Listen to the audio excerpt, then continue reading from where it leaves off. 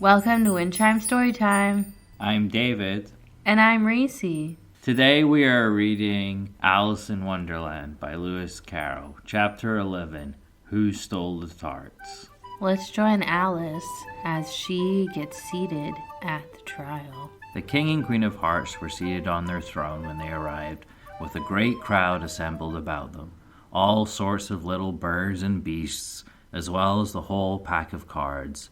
The knave was standing before them in chains, with a soldier on each side to guard him, and near the king was the white rabbit, with a trumpet in one hand and a scroll of parchment in the other. In the very middle of the court was a table with a large dish of tarts upon it. They looked so good that it made Alice quite hungry to look at them. I wish they'd get the trial done, she thought, and hand round the refreshments. But there seemed to be no chance of this, so she began looking at everything about her to pass away the time. Alice had never been in a court of justice before, but she had read about them in books, and she was quite pleased to find that she knew the name of nearly everything there.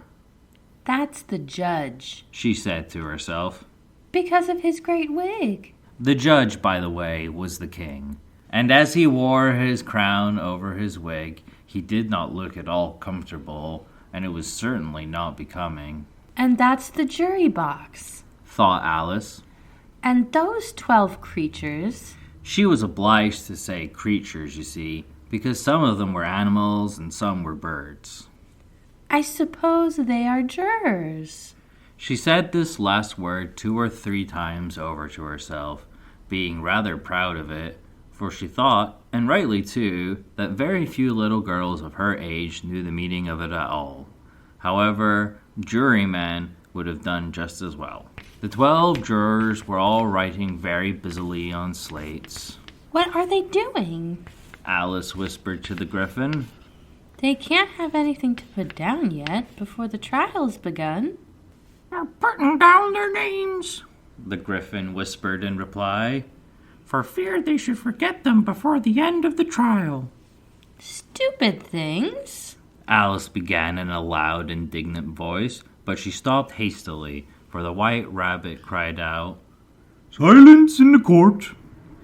And the king put on his spectacles and looked anxiously round to make out who was talking. Alice could see, as well as if she were looking over their shoulders, that all the jurors were writing down stupid things on their slates, and she could even make out that one of them didn't know how to spell stupid, and that he had to ask his neighbor to tell him. A nice muddle their slate shall be before the trial's over, thought Alice. One of the jurors had a pencil that squeaked. This, of course, Alice could not stand, and she went round the court and got behind him, and very soon found an opportunity of taking it away. She did it so quickly that the poor little juror, it was Bill the lizard, could not make out at all what had become of it. So, after hunting all about for it, he was obliged to write with one finger for the rest of the day, and this was of very little use, as it left no mark on the slate. "Herald, read the accusation," said the king. On this, the white rabbit blew 3 blasts on the trumpet, and then unrolled the parchment scroll and read as follows. "The Queen of Hearts, she made some tarts, all on a summer day.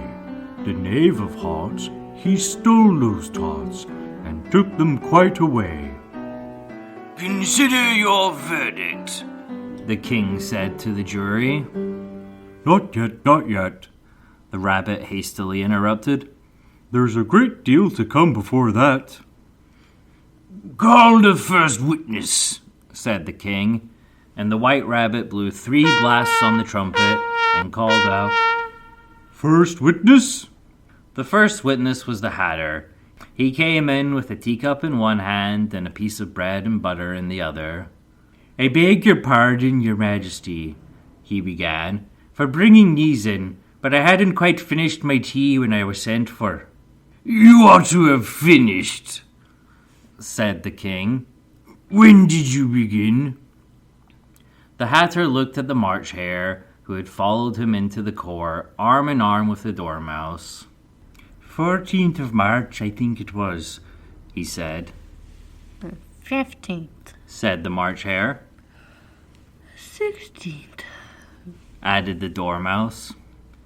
Write that down, The king said to the jury, and the jury eagerly wrote down all 3 dates on their slates, and then added them up and reduced the answer to shillings and pence. Take off your hat, The king said to the Hatter. it isn't mine. Said the Hatter. Stolen?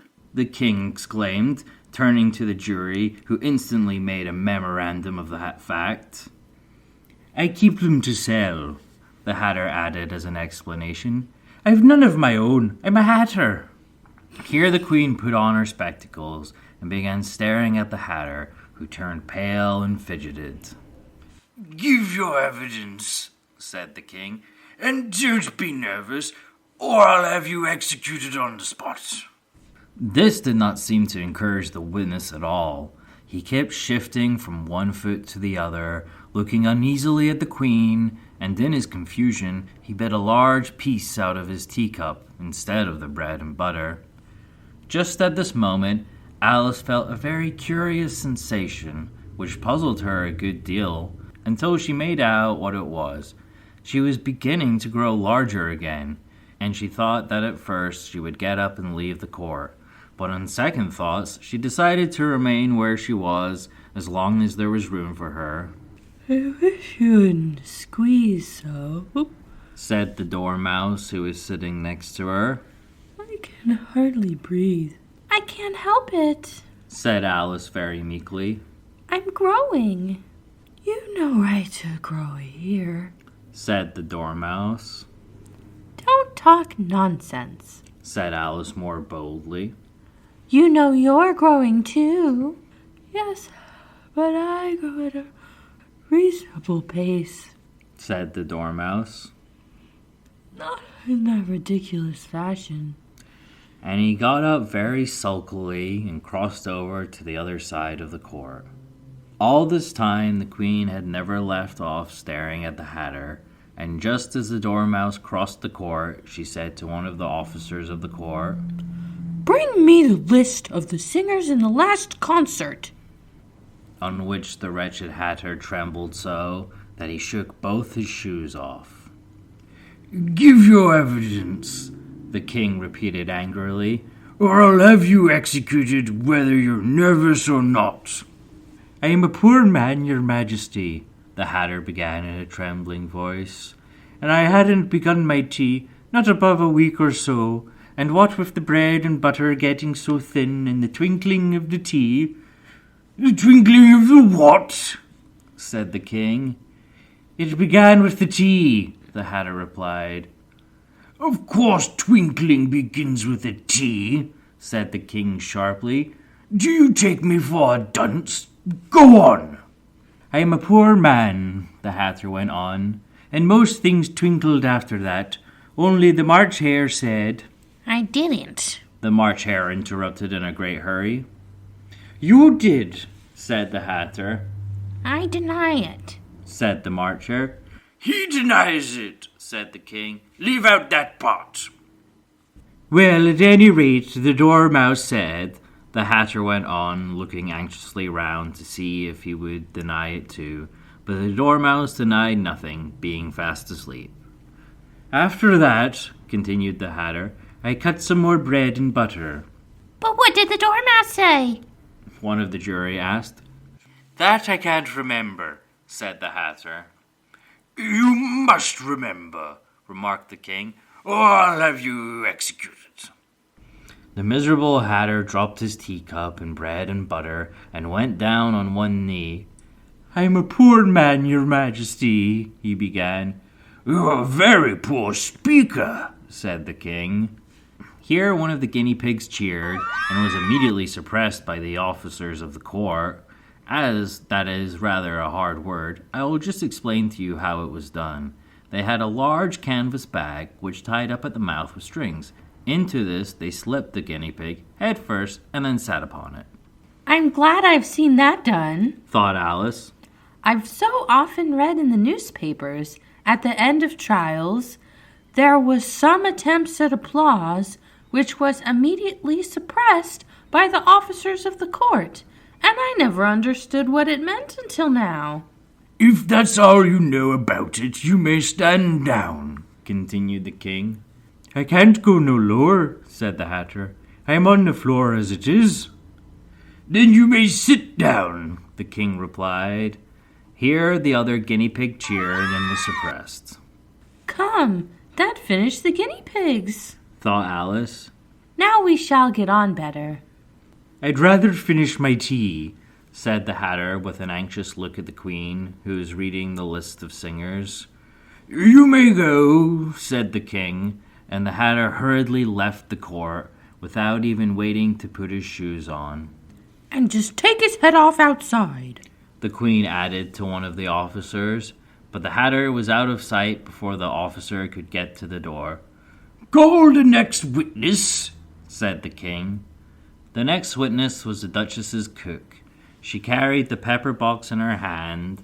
Alice guessed who it was, even before she got into the court, by the way the people near the door began sneezing all at once. Give your evidence, said the king. Shan't, said the cook.